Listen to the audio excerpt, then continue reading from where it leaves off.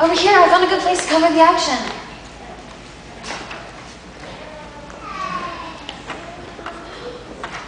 Oh my goodness, I cannot believe this kind of conflict can erupt right here in the middle of town. Yeah, casualties are going to be enormous. I think it's only going to get worse. Yeah, you're right. I don't know, do you even think this is a safe place to broadcast from? When a battle breaks out like this, nowhere is safe. But most of the fighting seems to take place around that church. Yeah, you're right. I can see the two opposing camps from here. There's one on each side of the building there. That seems to be the battlefront, so let's focus on that area. Ready?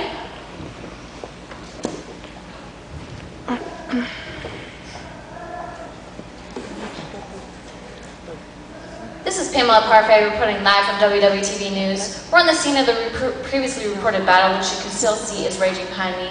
The violence which has broken out seems to be limited to the grounds surrounding the church, although we are still unable to determine the cause. It could be anything from gang warfare to terrorists, but at this point we just don't know. Considering the persecution against Christians fighting out to believe, considering what the Bible says about sin, it's a good bet that the Christians here are getting persecuted for what they believe. Just a moment. Seems like we have an eyewitness here. Excuse me, sir. May we speak to you? What, me? What do you want? Pamela Parfait with WWTV News. May I ask you a few questions? I guess so. Well, hurry up. I'm getting out of here. Thanks. First, who are you, and do you belong to the church where the combat is raging? Me? No, of course not. I was just here visiting my family for a few months. I sent them away for safety, but I don't want to get shot by one side or the other. What's going on here? Who is fighting and why? Isn't it obvious? Look over there. It's a church war.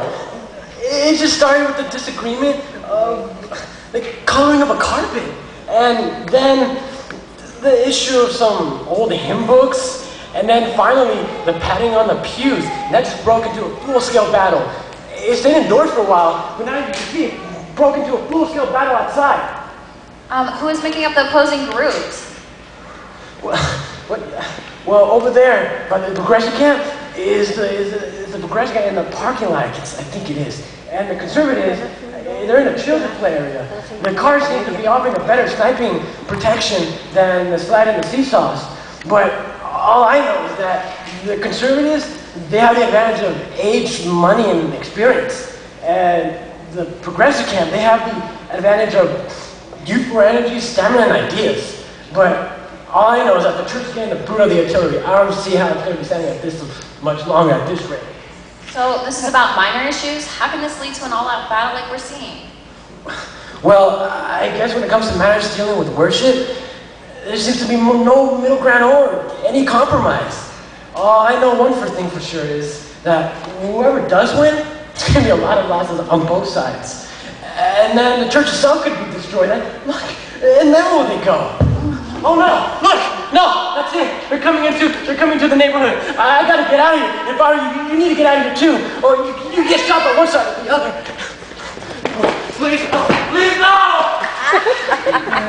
Well, we seem to have confirmation that the fighting seems to be started inside the church and threatens to engulf the surrounding homes. We're gonna try to get closer and see if we can talk to some more of the combatants, get the whole entire story. Please, sir, may we speak to you? Oh, this is that's great, Fred. We've been watching you from over here, but you came from the heart of the conflict. Whose side are you on?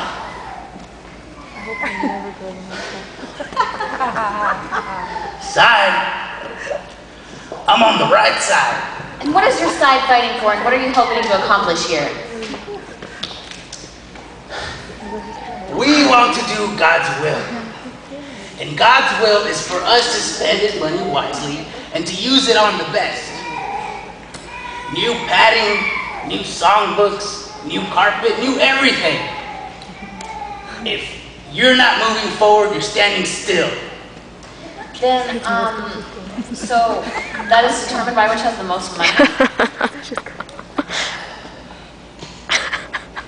You ask the dumbest questions. See, ours has to look better than all the other churches to show that we are doing God's will and that we're pleasing Him. That reasoning sounds a little circular. So you feel like God is on your side and not the other? Well, of course He's on our side. God is on the right side. and he's always right. So we're right, that therefore he's on our side. Then why aren't you winning? Well, you must be from the enemy's camp. No, I'm just a neutral observer. No, neutral you cannot be. Get her done. Light can have no fellowship with darkness. Flee from the wrath to come. Onward, Christian soldiers. As hard as it is to believe, the battle we're seeing isn't a battle between the churches, but a battle between members. The battle is getting more intense. The Civil War has taken a terrible toll on the whole house of God. Pamela Parfait with WWTV News. How may I help you? Oh dear, my pride is taking a beating. My testimony has been shot full of holes. My influence has been damaged and my witness has been wounded. Sounds like you're in bad shape. How is the battle going? Oh, terrible. Half of the members that were on our side have fled, the cowards. They said they want to find a church where they can have peace, but who can have peace when the enemy won't leave well enough alone? We didn't start this war, but with God's help, we'll win. Are the reports accurate that the disagreement over carpet replacing is at the heart of the conflict? Oh, there are other issues, but it all started when those new people felt that the old carpet wasn't good enough for them.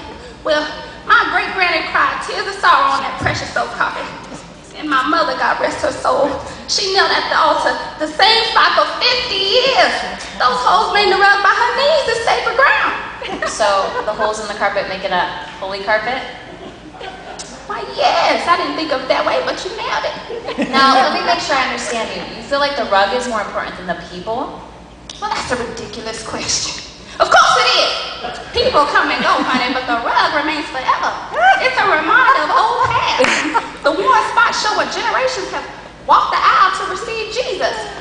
And besides that, the new color scheme they want to get is horrid, just horrid. I could never worship God on such a worldly and God-forsaken pattern. My son-in-law owns a carpet outlet store, and he could have given them my color choice at cost.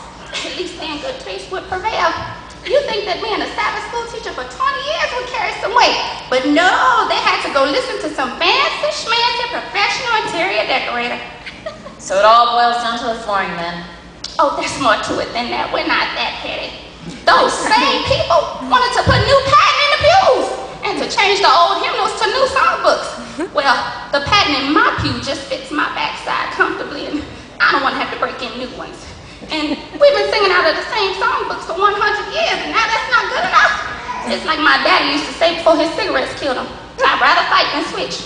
What's happening? It looks like the church is developing a huge crack right down the middle, and it's falling apart. Oh, dear. I knew it was going to happen like this. I told everyone I knew that the church would be ripped apart by those troublemakers.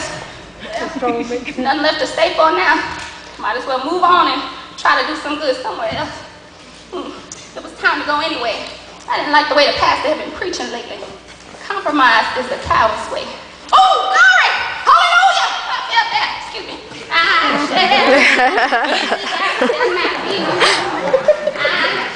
The volleys seem to have stopped for now. The war is over. If so, we won. Troy?